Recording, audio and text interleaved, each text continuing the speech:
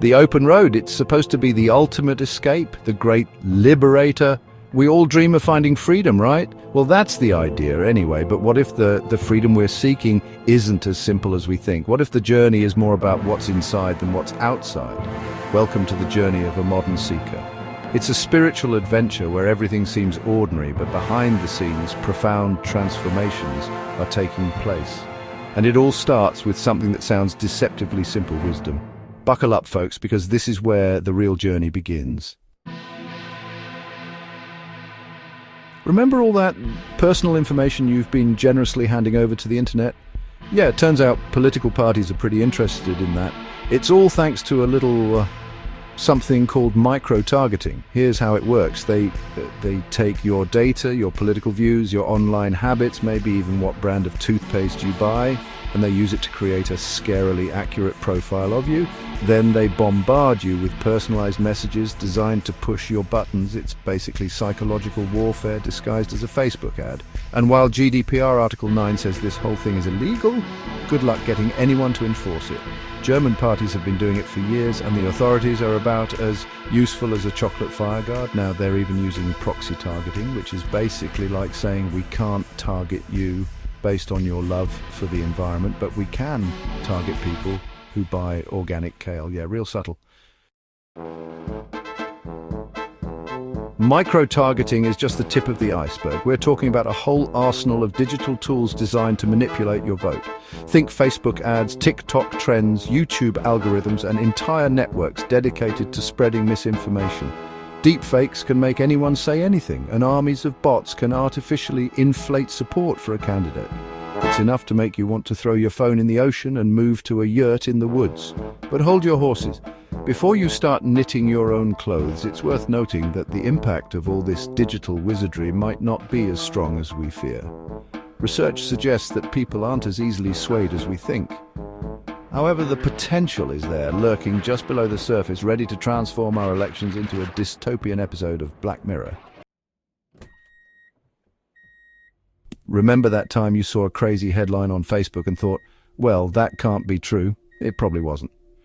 Disinformation is everywhere these days, and it's spreading faster than a bad case of political promises. 1/3 of Germans have encountered it online, with 30% specifically finding it about elections. This isn't just about some harmless internet trolls. Disinformation can have a real impact on public opinion.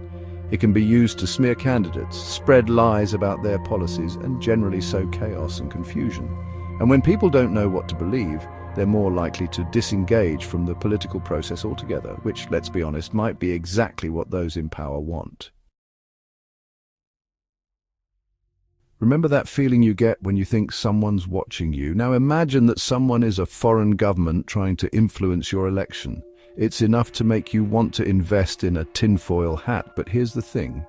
It's not paranoia, it's reality. A whopping 88% of Germans are worried about foreign interference in their elections, and they have every right to be. Russia, the United States, and China are all seen as potential culprits, using their cyber capabilities to sow discord and manipulate public opinion. And when people feel like their elections are being influenced by foreign powers, it erodes trust in the entire democratic process. Social media, the digital town square where everyone gets to share their opinions and cat videos. Except it's not quite that simple, is it? Social media platforms have become breeding grounds for manipulation and echo chambers of misinformation. Algorithms prioritize engagement over accuracy, meaning that the most outrageous and inflammatory content is often what rises to the top. And because we tend to follow people who already agree with us, we're constantly bombarded with information that reinforces our existing biases. This creates a dangerous feedback loop where people become increasingly entrenched in their own beliefs, making it even harder to have rational conversations about complex issues.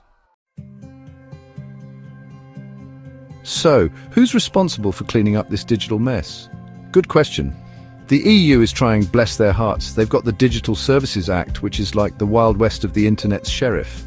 The DSA imposes some much-needed regulations on disinformation, forcing platforms to be a bit more proactive in tackling the problem. But in the US, It's a different story. Social media companies are basically free to do whatever they like, hiding behind the First Amendment and the sacred cow of free speech. They talk a big game about promoting consumer awareness, but let's be real. Asking individuals to be responsible for navigating this complex landscape is like asking a goldfish to solve a Rubik's Cube. So, what does all this mean for democracy? In a word, trouble. When people feel like their choices are being manipulated, it erodes their trust in the entire system. Why bother voting if someone's just going to rig the game anyway? This disillusionment is particularly dangerous because it creates an opening for extremist groups and populist leaders who thrive on chaos and division.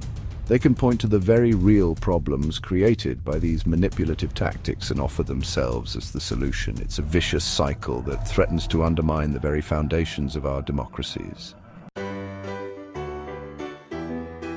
Okay, so it's not exactly a rosy picture, is it? But don't despair, it's not all doom and gloom. The first step to tackling this problem is awareness. We need to be critical thinkers. We need to question the information we see online and be wary of anything that seems too good or too bad to be true. We also need to demand better from our elected officials. We need stronger regulations, more transparency from social media companies, and a renewed focus on digital literacy and critical thinking skills. The future of democracy depends on it. So the next time you see a political ad, don't just scroll past it. Take a moment to think about who's behind it and what their agenda might be, because the illusion of choice only works if we let it.